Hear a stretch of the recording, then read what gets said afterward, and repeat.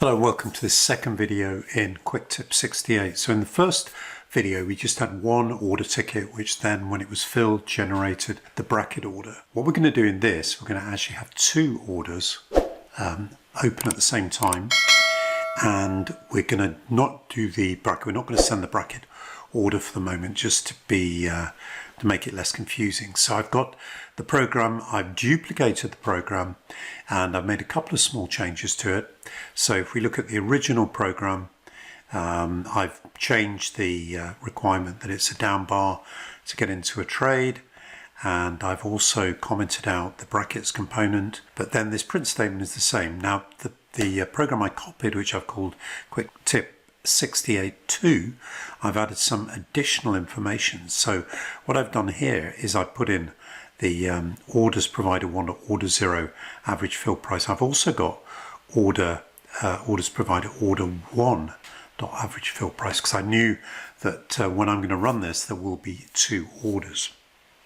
Now that's not good practice, because in general you should check, or you shouldn't you should know that there is going to be something with that that number 1, for instance. Otherwise, if there is not, then that will generate. But in this case, there will be, because I'm going to make sure of it. So I've got the first program applied. I'm going to do a refresh screen, and then in a few moments we should get an order ticket. And during this quick tip, I'll probably cut some of the dead time out so that we're not just waiting for the chart to develop. Okay, orders filled. The first order. So I'm just going to leave it for a little while now, just a few bars before we switch on the next program, just so that we can check that. Okay, so we can look the average fill price 2699.37, and if we go hover over here, we'll see 2699.37. Okay, good so far. So I'm going to switch on the second tutorial, or rather the second program. That's the 68.2. Okay, I'm going to say yes, confirm. Order filled. Okay, now we have the two orders. Now if we look at the print output, you'll see that for the order 0 average fill price, we've got 2702.37. That is the fill price of this one that we've just done. And for the other one, the 1, we've got 2699.37. Now, the other thing that we can do here to recognize these orders is we can actually use this value here as a string, this reference number. So let's try and do this. Let's, for example, I'm just going to take this reference number, copy that, and I'm going to go into the second program. This is a QuickTip 68.2, and I'm going to put in, just modify this print statement a little bit, order ID, and I'm going to put in the value in quotes. So let's just, so we know exactly where we're looking, I'll just put in some symbols there.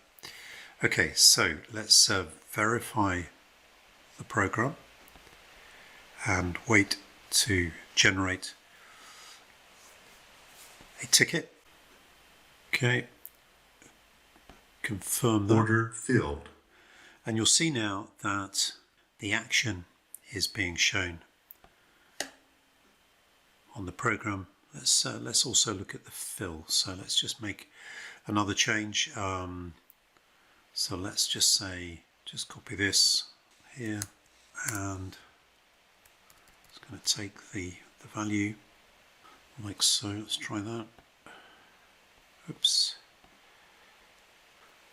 don't need that.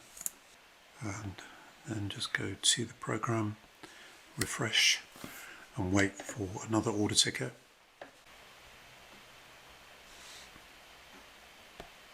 Order filled. Order filled. Okay, so if we go down here, we'll see that the average fill price 2702.37, and that is using that reference. And So that is referring to that trait there, 270237. But what if we got that reference wrong? Well, let's try that. Just going to put in, let's just change it to maybe a 9, just fairly randomly. I'm going to verify that, press Ctrl R. We just wait for another order ticket. Okay, going to confirm the order. Order filled. Order filled. And you'll see now that we're getting an error. And not only that, but also our program has been turned off.